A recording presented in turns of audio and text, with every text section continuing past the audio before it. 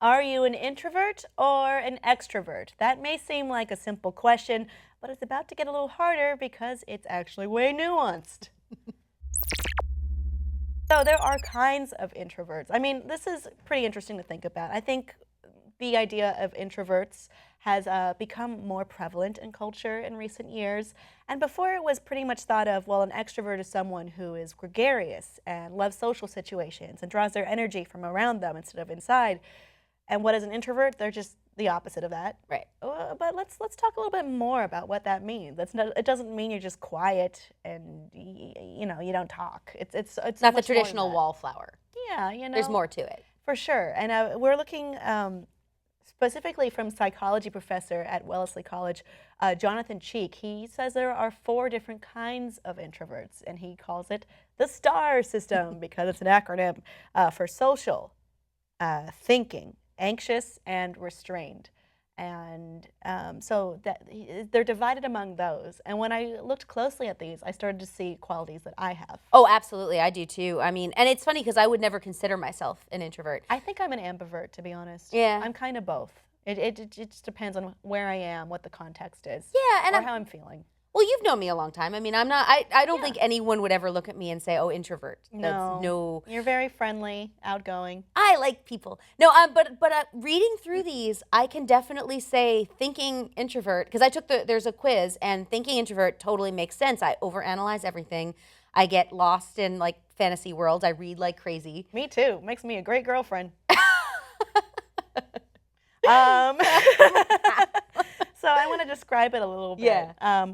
So social introversion is actually closest to what you may think of commonly when you think Right. of an introvert. This is someone who may prefer small groups as opposed to large groups or no groups at all. Solitude is preference of solitude is a big part of this. Thinking is a newer concept, and this is one I feel related to itself. According to the professor, people with high levels of thinking introversion don't share the aversion to social events people usually associate with introversion. Instead, they're introspective, thoughtful, self-reflective. You can maybe get lost in your internal fantasy world, which many book readers, I think, can relate to. But it's not in a neurotic way. He says think more of Luna Lovegood as opposed to Neville Longbottom. Huh. I think I get that. Yeah, I totally get that. Yeah. Anxious, which is, I have a touch of myself.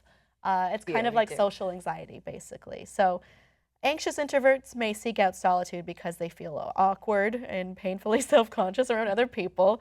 But their anxiety doesn't fade when they're alone. This kind of introversion is defined by a tendency to ruminate, turn over and over in their minds the things that might or could have already have gone terribly, terribly wrong. Oh, yeah. I do that. And the last one is restrained, which could be a synonym for you're reserved. You're more reserved in things. It typically means your mind takes a longer time to get rolling. You don't really want to jump into things right away. The example he gave was he'll put on his shoes in the morning, go jog, and then he doesn't want to bite the bullet and jump out. He's, taking, it's like, I would say someone who wants to think more before they speak. Cautious. Cautious. Yeah. Yeah. Yeah. You know what's interesting about this is that there are a lot of people, like me, who wouldn't consider themselves introverts, but there are definitely things that we do. Like you might look at someone and say, oh, no, that person's super outgoing. But, internally, this person is going, oh, God, what did I just say? What are people going to think about what I just said? I don't know. I mean, That's me 100%. that's me when I read oh on God, the internet. I messed this up.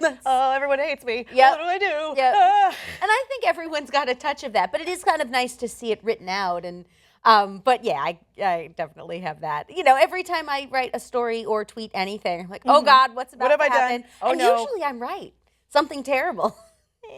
So, I mean, Yeah. if you want to take this test, I can include a link below.